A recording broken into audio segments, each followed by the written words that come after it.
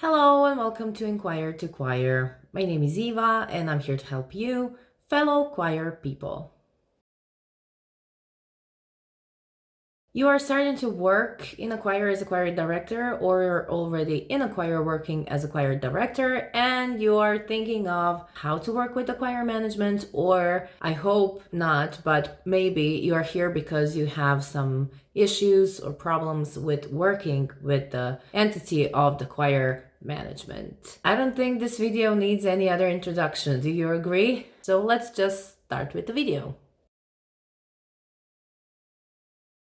You as a choir director maybe are coming in and thinking, okay, I am the leader, I will be the person who is the most listened to, my word will be the last word, my thinking would be something that everybody will accept no matter what, my authority will be accepted and recognized and cherished, and yeah.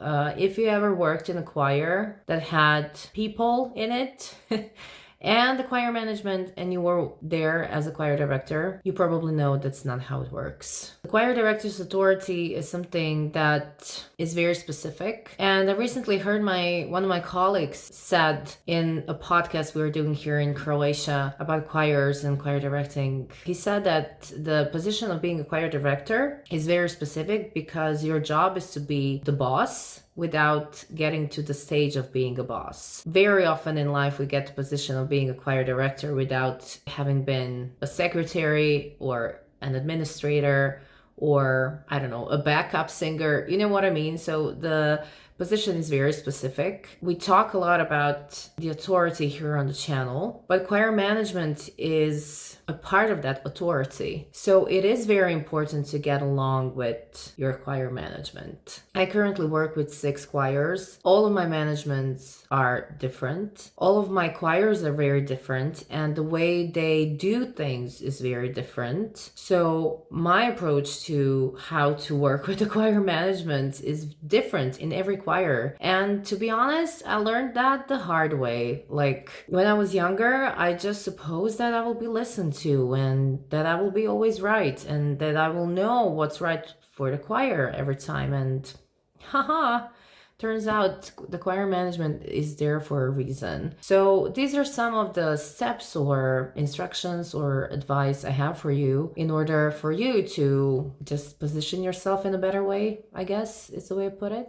My first advice is when you come to a choir, or if you're there already, define the hierarchy or learn about the hierarchy in your choir, because the choir management could be above your decisions, in accordance with your decisions, or under your decisions, meaning that you as a choir director need to know if your opinion is valued stronger or weaker in comparison to what the choir management says to the choir. Maybe you are equal, maybe you have to compromise, maybe you talk everything out, the management and you as a choir director, maybe you get to a mutual decision. But the hierarchy and understanding the hierarchy in a choir is very important. That said, if you know the general hierarchy and you know where your place is, not all people in the choir management are equally important. And from my experience, there is that one person who is the boss, and then there is that person who is the real boss. That real boss could be someone from the past who has a lot of experience in the choir management and who is always a person they ask about everything when it comes to decision making. Or the real boss is a person who is not technically in the choir management, but somehow always has an opinion, and that opinion is heard, and that opinion influences everything else in the choir. I know that's not logical every time, but again, from my experience, that is the case. Like,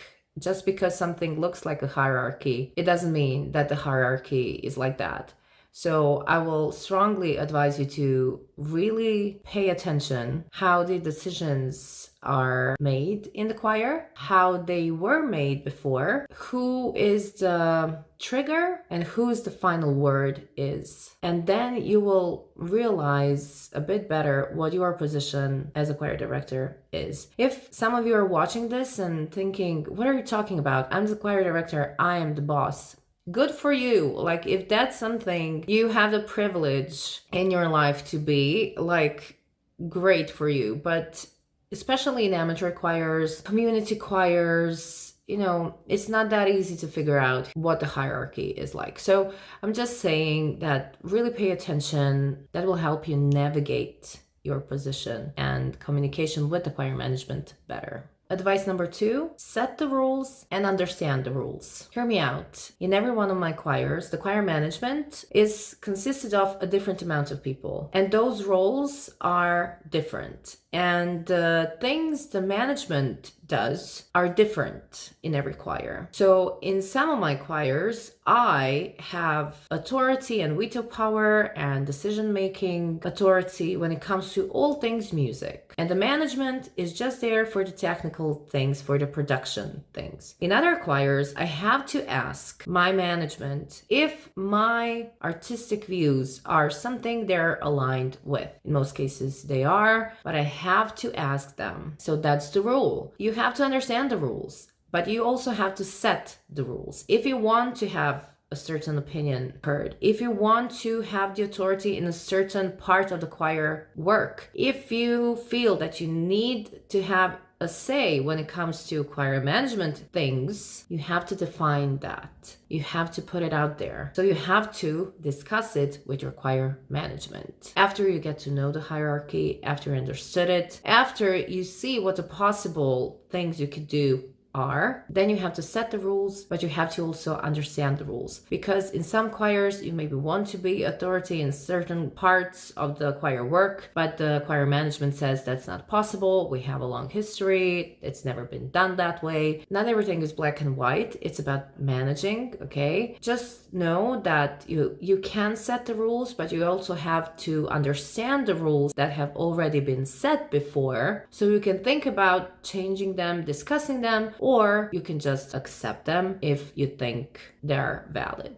That said, I really advise you to think that it's very important that you, as a choir director, and the choir management are a united front when it comes to communicating with the choir. If you have a certain issue with the choir management, don't say that to your choir members before discussing it with your choir management. What happens behind closed doors when it comes to the choir management and the choir director should, in my opinion, stay behind closed doors. And when you approach the choir as a choir management and as a choir director or united, you have to be on the same page, because if you're not on the same page, that brings restlessness to your choir, and that will affect the music. If you have anything that is not in accordance in the whole choir community, you will have problems in your music. So if you think that it's not important to set a united front with your choir management, I'm just saying that it's not that easy to make good music, and being in accordance with your choir management is very important. Why am I saying this? Because that comes from you. You have to also communicate with them. There is a lot of communication happening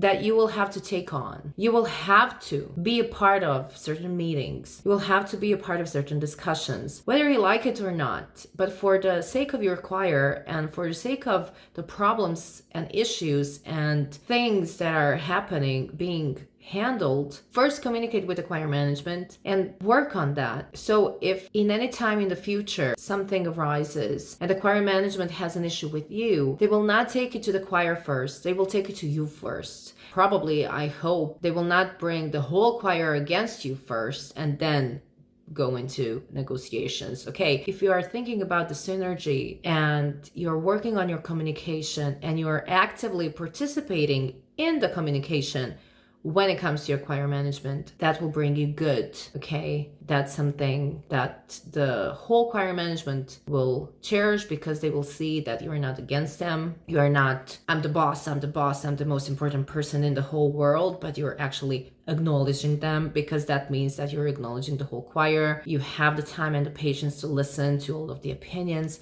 That's important, and that works in your benefit. It's very important for you to understand what the role of the choir management is. Choir management has different people inside, and every person in that choir management is probably dedicated to something else. So if you have 5 people in the choir management, and there is a hierarchy in that choir management, and you need to have your music scores printed out, you will not probably have to go to the boss. You will have to go to the person who is assigned to handle the music scores. I know it seems silly and really obvious, but I notice a lot of people mess up the communication because they don't know what the persons in the choir management do. Know what the role of each person in the choir management is, because that way you will understand what your power is and what you have to work on, and you will not step on any toes, because you will step on certain decisions that were not supposed to be made by you. And if you want to get a decision-making power when it comes to certain issues, then you know the process and the hierarchy and the communication and the proper way to get it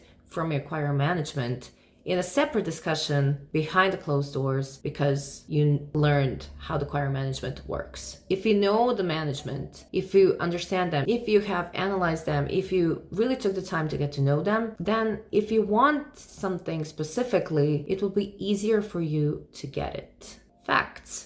If you have ever been in a choir and you know how that choir worked, or you have been in other choirs as a choir director and you know what those choir worked like, do not suppose that this choir you're currently working with is the same. I'm not saying that you have to ask for every single decision if you are allowed to make it. I'm not talking about that. But if you suppose that you are, for example, you want to cancel the rehearsal and set the backup rehearsal or makeup rehearsal, and you set the date and set the place and just announce it to your choir without even consulting the choir management, thinking that it is in your power to set the new rehearsal and the management is just there to figure it out. That's something that could get you in a lot of trouble, because the choir management has to do a lot behind the scenes, and you will, if you're lucky, you will not be in front of all of that work. You will not have to handle the administration they have to handle. You will not have to understand what it takes to set a single rehearsal place and time and turn on the electricity and stuff.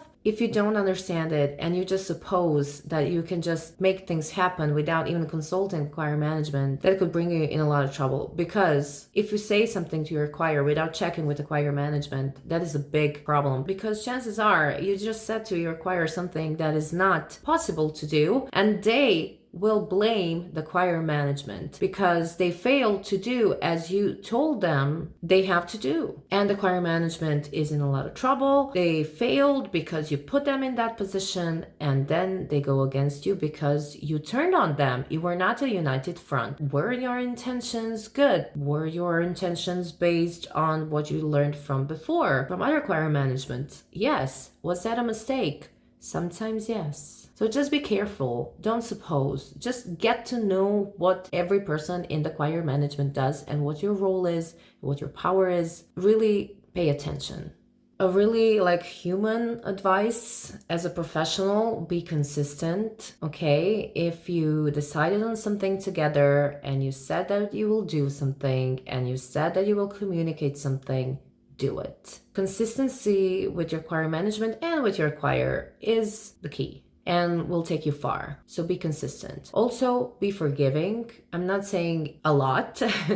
I'm not saying very forgiving, but you have to understand that your choir management has certain things, again, you are maybe lucky not to have to know about, and handling the administration and producing and organizing the choir can take a lot of effort. Not everything is always in their hands. So if you are forgiving for certain things that happen just because they happened and it was a mistake or things failed without them being guilty of it. Just be understanding. It will take you a long way. That said, don't be a pushover. You are a person who has to have a certain amount of authority. So it's a fine line, but your first response shouldn't be, what? Your first response is better welcomed if it's a bit gentler. And finally, the most important advice, be flexible. Things happen, people come and go from the choir management. I have a new choir management in every one of my choirs. I think every 2 or 3 years, if I'm lucky. Sometimes I have 3 new choir presidents in a year, and I always have to adapt, but that's the way of life. That's the way of choir life. We always get new choir members. Some choir members leave. We get auditions that I have to do very soon, like,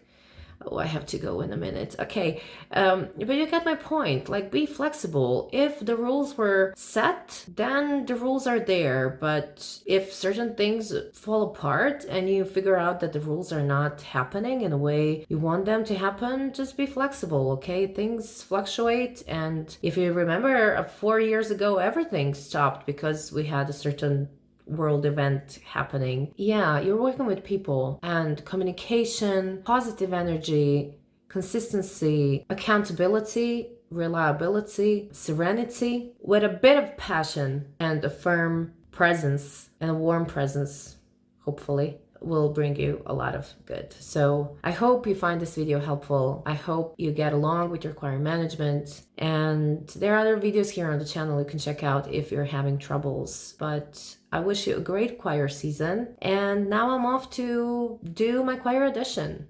Wish me luck. I need some sopranos, really high sopranos. Take care. Thank you for being here. Thank you for watching. And conduct well, conductors. And I'll see you next time. Bye!